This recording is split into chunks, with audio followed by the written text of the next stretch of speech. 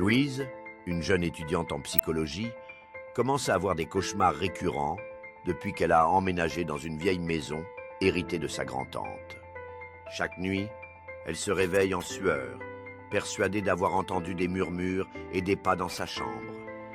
Ce qui la terrifie davantage, c'est que des objets changent de place lorsqu'elle ouvre les yeux.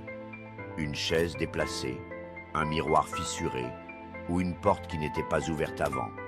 Un soir, son téléphone se met à sonner. Sur l'écran, son propre numéro s'affiche. Tremblante, elle décroche et entend une voix rauque lui chuchoter.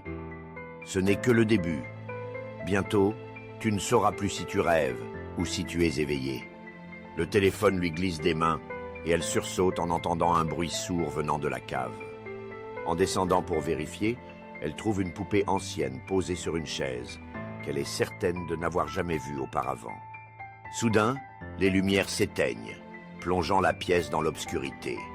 Lorsqu'elle se rallume, la chaise est vide, mais la poupée est maintenant à ses pieds. Louise hurle et remonte précipitamment dans sa chambre.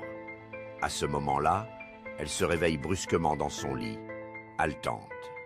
Mais lorsqu'elle regarde autour d'elle, elle remarque que la poupée est posée sur sa commode. Elle tente de la toucher, mais un froid glacial envahit la pièce.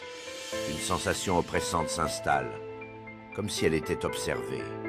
Elle jette un coup d'œil au miroir fissuré et y aperçoit une silhouette floue derrière elle. Elle se retourne immédiatement, mais il n'y a personne. En cherchant une explication rationnelle, elle décide de se rendre dans le grenier pour trouver des indices sur la maison. Là, elle découvre une vieille boîte contenant des photos jaunies, toutes représentant une petite fille tenant la poupée. Louise sent une présence derrière elle. Le bois du grenier craque doucement. Alors qu'elle tourne lentement la tête, elle aperçoit une ombre qui s'approche.